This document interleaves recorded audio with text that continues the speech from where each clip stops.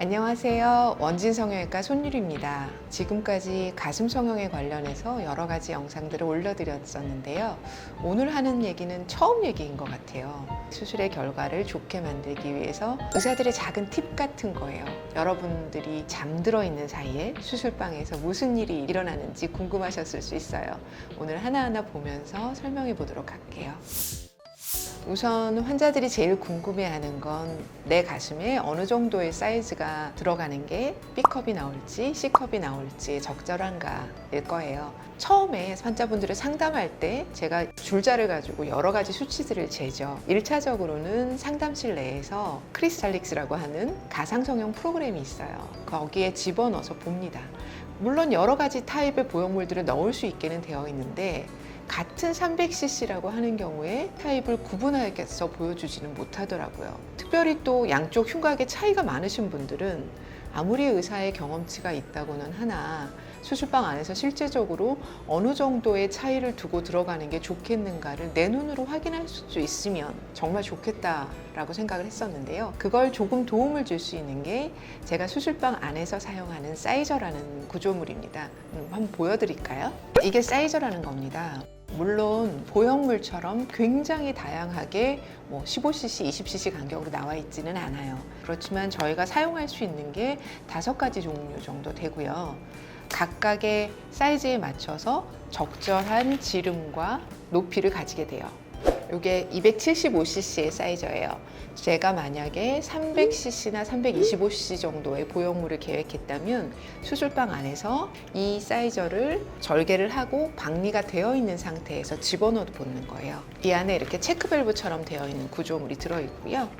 이런 체크밸브를 연결을 해요. 그리고 예전 식염수백처럼 이렇게 접은 상태에서 남아있는 에어를 빼고 이 상태로 보형물 포켓 속으로 집어넣어 주게 돼요. 그런 다음에 이 호스만 바깥으로 나와 있을 거니까 부풀려 보는 거예요.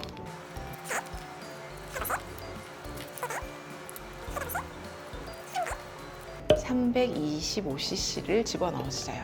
그러면 실제적으로 이 사이저가 들어가서 보형물 같은 크기를 만들어주는 거죠. 만약에 내가 모티바의 풀타입을 쓰고 싶다 그러면 지름이 작은 275cc 사이저를 사용해서 400cc까지 부풀리는 거예요. 그러면 풀타입과 비슷한 효과를 얻을 수 있겠죠. 옆에서 보기에도 굉장히 많이 튀어나왔잖아요. 그러니까 이렇게 작은 사이저에다가 용량을 많이 채워 넣어서 높은 타입의 보형물을 넣은 것과 비슷한 효과를 얻는 겁니다. 사실은 추가적으로 들어가는 부분이어서 사용하시는 선생님들이 많지 않으실 수 있는데요. 저희 병원 굉장히 오랫동안 사이저를 사용해 왔고 훨씬 더 좋은 결과를 조금 더 쉽게 가져갈 수 있는 것 같아요. 이게 첫 번째 수술방의 비밀병기입니다. 두 번째는 저희가 흔히 얘기하는 깔때기 캘러 펀넬이라는 펀넬입니다. 사실 보형물을 손으로 이렇게 밀어 넣는 거에 비해서 캘러 펀넬을 이용하면 최대한 터치를 안 하고 보형물을 집어넣을 수 있기 때문에 구형 구축이나 염증을 예방하기 위해서 노터치 테크닉을 사용하라고 하는데 거기에 가장 적합하죠. 제가 한번 보여드릴까요? 이렇게 펀넬이 소독되어서 수술방에 들어오게 되고요. 이렇게 소독되어 있는 펀넬을 꺼내서 펼쳐보면 진짜 깔때기 같죠? 큰 보형물을 넣을 때는 많이 자르고 작은 보형물을 넣을 때는 조금만 잘라도 괜찮아요. 우선 이제 캘러 펀넬 밑에 잘랐고요. 사이즈에 맞춰서. 이 보형물은 지금은 샘플이지만 실제적인 보형물은 이렇게 생긴 통 안에 들어있거든요. 그래서 윗뚜껑만 이렇게 싹 벗겨내면 돼요. 그래서 제 손에 안 닿아요, 보형물이. 우리 간호사가 이렇게 잡아주고 있을 거고요. 저는 그 통째 쏙 집어 들어가요. 그런 다음에 윤활유 역할이 있어야 되니까 포비돈이라는 소독약과 식염수가 섞여 있는 용액이에요. 걔를 펀넬 안에다가 집어넣죠. 그리고 위쪽은 둘둘 말아요. 그래서 결국에 환자의 몸속으로 들어갈 이 끝 부위에는 누구 손도 닿지 않아요. 왜냐면 저희 이렇게 잡고 있거든요. 얘를 환자의 박리되어 있는 절개선 사이로 집어넣고 쑥 짜내게 돼요. 그러면 환자 몸속으로 쑥 들어가는 거죠.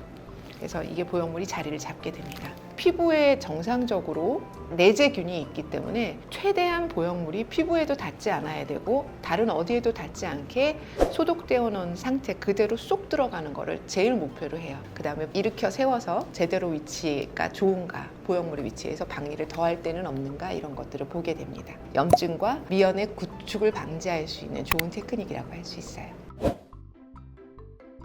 이거는 저희 수술방에서 소독할 때 사용하는 포비돈이라는 용액이고요. 이렇게 물이 약간 들어간다고 하더라도 저희가 사용하는 마지막 비밀병기에서 다 빨려 나오게 돼 있어요. 걱정하지 마세요. 마지막 세 번째입니다. 수술을 결심하고 오시는 모든 분들이 상담실에서 저한테 쭈삣쭈삣 하면서 얼마나 아파요? 많이 아파요? 이렇게 묻거든요. 통증은 모든 수술을 결심하는 분들에게 가장 큰 장애물이 될 수 있어요. 어떻게 하면 최대한 덜 아프게 수술할 것인가, 최대한 통증을 줄일 수 있는 방법들을 고민하게 됩니다. 저희 병원에서는 일단 수술 전에 마취제와 식염수랑 에피네프린이라고 출혈을 좀 줄일 수 있는 거를 섞어서 늑간신경 마취를 해주게 되면 환자들이 긴 시간 통증을 덜 느끼게 할 수 있고요. 그거는 전신 마취랑 별개로 들어가게 되는 거예요. 그래서 보형물을 집어넣기 전에 이런 라인을 가슴 방 속에다가 집어넣게 돼요. 여기에는 보이세요? 이렇게 미세하게 구멍이 뚫려 있어요.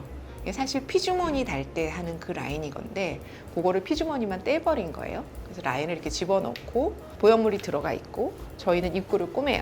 그러면 이 줄만 바깥으로 나와 있게 되거든요. 거기다가 마지막 항생제하고 이런 장기적으로 지속되는 마취제를 같이 식염수와 섞어서 이렇게 생긴 주사기에다가 집어넣고 이 안으로 이렇게 해서 물을 쏴주는 거예요. 절개선은 다 막혀 있는 상태이기 때문에 완전히 다 꼬매기 전에 속안에 닫히기만 하면 이걸 합니다. 그리고 반대편을 먼저 꼬매주고 그 다음에 피부까지 닫을 동안, 그렇게 걸리는 시간이 한 10분에서 15분 정도 되거든요. 그동안 마취제와 항생제가 섞여 있는 용액이 막혀 있는 공간에서 또 한 번 작용을 하게 돼요. 그런 다음에 저희는 밑선하는 경우에는 피주머니 안 달잖아요. 그때는 어쩔 수 없이 여기에다가 석션, 빨아들이는 기구를 이용해서 물을 쏙 빨아들이게 돼요. 그래서 아까 베타딘 들어가도 괜찮아요 걱정하셨는데 그때 모든 게 빨려 나오게 되고요. 피주머니를 어차피 달아야 하는 겨드랑이 절개라면 어차피 이게 피주머니에 연결되게 되어 있어요. 그래서 그때는 미리 빨아들이지 않고 천천히 빠져나오게끔 그냥 둬요. 후에도 시간에 걸쳐서 천천히 빠져나오게 되죠. 토닥토닥이라고 보시면 돼요. 아프지 마, 이렇게 하는 마지막 의사의 마음입니다. 여러분이 잠든 사이에 수술방 안에서 무슨 일이 일어나는지 궁금하셨죠? 오늘 제가 보여드릴 수 있는 카드들을 다 보여드린 것 같아요. 결국에 이것들은 모두 다 환자가 조금이라도 아프지 않고 편안하게, 그리고 조금 더 좋은 결과를 얻기 위해서 의사들이 하는 노력입니다.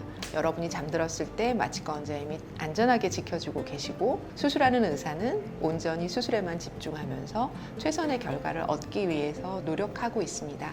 너무 걱정하지 마시고요. 수술 전에 신중히 생각하시되 결심하고 수술방에 오셨다면 의사들을 온전히 믿고 따라와 주시기 부탁드립니다. 감사합니다.